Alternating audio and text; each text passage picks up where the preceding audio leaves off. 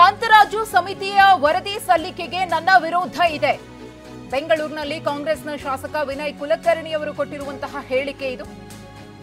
ಯಾಕಂದ್ರೆ ಕಾಂತರಾಜು ಸಮಿತಿ ವರದಿ ಅವೈಜ್ಞಾನಿಕವಾಗಿದೆ ಅನ್ನೋ ಕಾರಣವನ್ನ ಇಲ್ಲಿ ವಿನಯ್ ಕುಲಕರ್ಣಿ ಕೊಟ್ಟಿದ್ದಾರೆ. ಲಿಂಗಾಯತ ಒಕ್ಕಲಿಗ ಸಮುದಾಯದ ವಿರೋಧವಿದೆ. ವರದಿಯಲ್ಲಿ ಲಿಂಗಾಯತ ಸಮುದಾಯ ಒಡೆಯುವಂತಹ ಕೆಲಸವಾಗಿದೆ ಅಂತ ಹೇಳಿ ವಿನಯ್ ಕುಲಕರ್ಣಿ ಅವರು ಆರೋಪಿಸಿದ್ದಾರೆ. ಸರ್ಕಾರ ಮತ್ತೆ ಸಮೀಕ್ಷೆಯನ್ನ ಮಾಡಿ ಮೀಸಲಾತಿಯನ್ನ ಕೊಡಬೇಕು ಅನ್ನೋ ಆಗ್ರಹಪಡಿಸಿದ್ದಾರೆ ವಿನಯ್ ಕುಲಕರ್ಣಿ.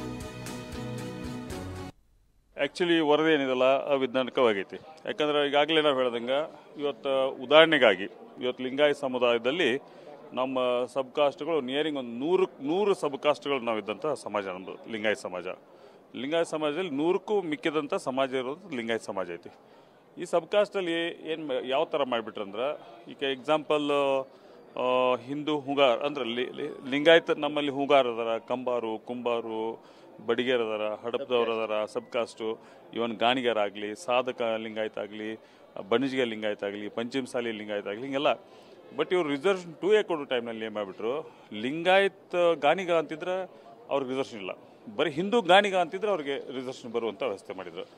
ಈ ವ್ಯವಸ್ಥೆಯಲ್ಲಿ ಸಂಪೂರ್ಣವಾಗಿ ಲಿಂಗಾಯತ ಸಮಾಜವನ್ನು ಇವೆಲ್ಲ ನಾವು ಆಲ್ರೆಡಿ ಇದಕ್ಕೆ ಲೆಟ್ರ್ ಕೊಟ್ಟೇವೆ. ಇವನ್ ನಮ್ಮ ಮಹಾಸಭಾದಿಂದ ಕೂಡ ಲೆಟ್ರ್ ಕೊಟ್ಟೇವೆ.